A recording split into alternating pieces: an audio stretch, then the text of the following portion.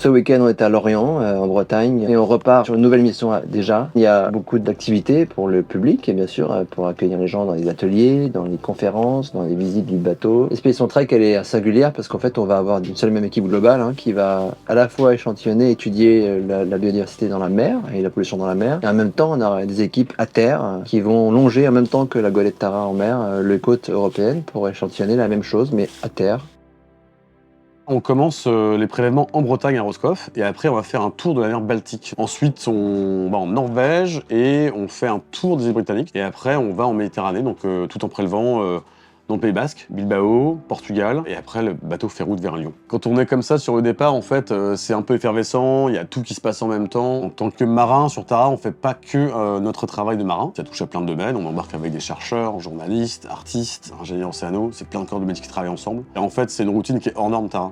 J'ai ouvert les yeux sur le côté magique en fait de la nature, et puis le rôle majeur que joue l'océan, quoi. Notre objectif, c'est vraiment de recréer une culture de l'océan, un nouveau récit autour de l'océan. Aujourd'hui, le récit qu'on a est très dans l'émotion. C'est-à-dire qu'on a peur de l'océan parce qu'on a vu les dents de la mer. On se sent bien parce qu'on entend le bruit des vagues, c'est apaisant, c'est un loisir. On sait que l'océan est la clé de la vie sur Terre et que c'est maintenant ce récit-là qu'il faut raconter au vu des enjeux sociétaux et le rôle essentiel de l'océan en fait dans l'avenir de notre planète.